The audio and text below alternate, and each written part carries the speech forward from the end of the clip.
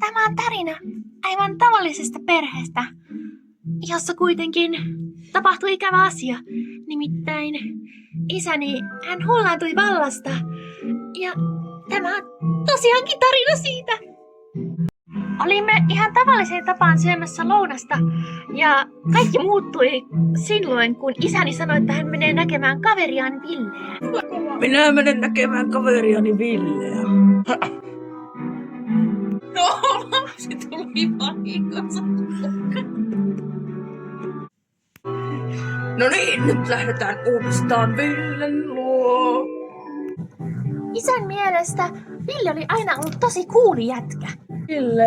Ville on tosi cool jätkä. Ai moi Antti. Moi Ville. Hauska tavata. Tule tänne sohvalle minun kanssani. Minä tulen. Voi Ville, minulla on nyt vähän huonoja uutisia. Mitä? Ota kun mä korkkaan, jos ei haittaa. Sitten ota. Joo, alkoholi on tosi hyvää, mutta oletko koskaan miettinyt, mikä voisi olla vielä parempaa? No mikä Ville? Olla naisten mielestä tosi hyvän näköinen. Niin. Mä tiedän, että sä ajattelet, että mä oon aika kova jätkä, mutta sisäisesti mä oon aika epävarma. Ville. Mutta mä oon kuullut tämmöisestä uudesta lääkäristä, joka voisi ehkä tehdä jotain.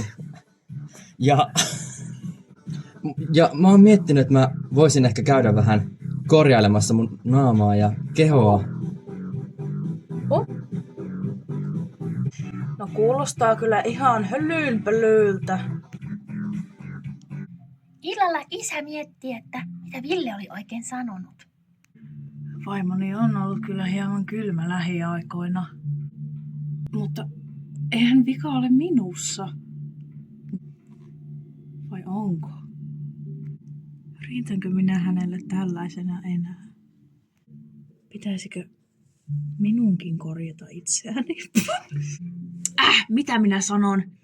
Eihän tuommoinen typeryys kannata. Villestä tulee kumminkin ihan typerän näköinen. Seuraavana päivänä Ville päätti taas mennä... Ei, Ville, kun isä on. Isä päätti taas mennä Villen luo.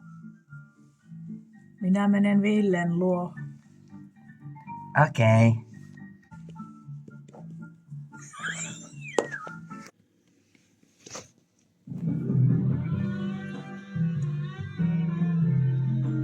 Ville!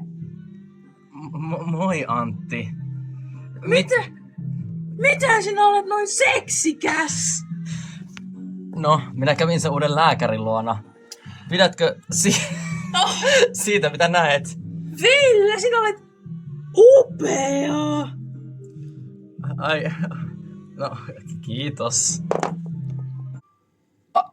Olenhan minä iloinen Villen puolesta, mutta...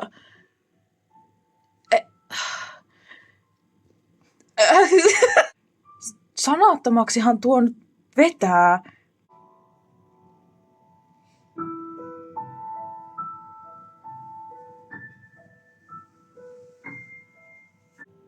Ville, saanko minä sittenkin sen lääkärin yhteystiedot? Kotimatkalla isä päätti katsoa puhelintaan ja tsekata yhteistietoja. Meni taas aika myöhään. Aina minun vaimoni vaan nalkuttaa minulle. Hän varmaan rakastaisi minua enemmän, jos olisin kaunis niin kuin Ville. Haloo, täällä lääkäri, kauneusleikkaus asemalta. Mitä asiaa? Lääkäri, minusta tuntuu, että minä olen aika ruma. Voiko minut korjata? No, mitä? No, tule tänne minun asemalleni, tai mikä klinikka perkele. Niin katsotaan mitä me voidaan tehdä. Isä teki kohtalokkaan päätöksen ja lähti klinikalle. Paluuta ei enää ollut.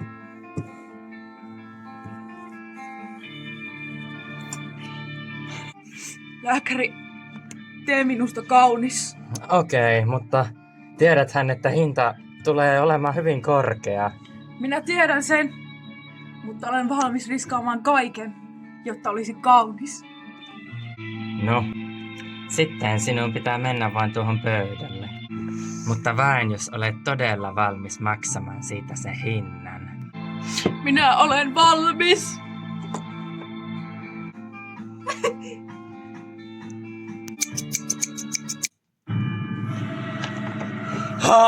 Täydellinen luomukseni on valmis. Oh! Doctor!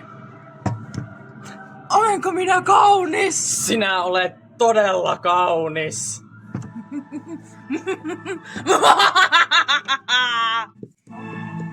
Vaimoni! Katso minua! Käytitkö sinä kaikki... Nyt väärä ääni.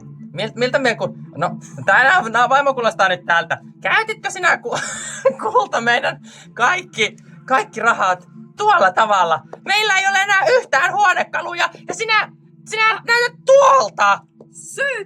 Syytöksiä! Katso nainen, minä olen viimein kaunis! Nyt on kyllä siis rahat aivan huonosti käyt. Aivan! En ymmärrä. Enkä minä riittänyt siltikään hänelle. No, naiset osaavat olla aika vaativia. Mutta minä vielä kaikki rahat. Hän ei ole vieläkään tyytyväinen. No, kyllä teillä on vielä rahaa. Ehkä et mennyt vain tarpeeksi pitkälle. Totta. Ehkä minun pitää mennä uudestaan ja käyttää viimeisessäkin rahaa, ja sitten minä olen täydellinen. Kyllä, Antti. Olet oikeassa. Veliseni. Ville, minun on mentävä. Mene, Antti, mene! Juokse kuin arotuuli! Lääkäri, sinä tiedät mitä on tehtävä. Kyllä.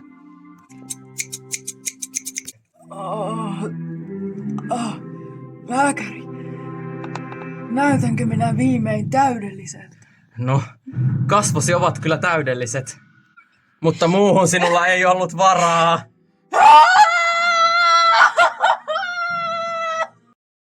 Vaimo, minä tein suuren virheen. Antti, niin teit. Meillä ei ole enää mitään. Katso mitä sinä teit. Minne minun ja lasten nyt kuuluisi mennä? Mitä sinä ajattelit? Sinulla ei ole mitään. Tiedätkö kenellä on? Kenellä?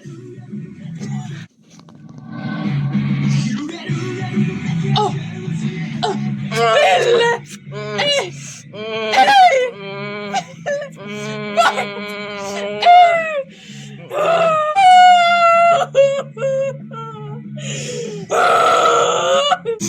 Minun olisi vaan pitänyt osata rakastaa itseäni. Tarinan opetus. Älä koskaan luota naisiin.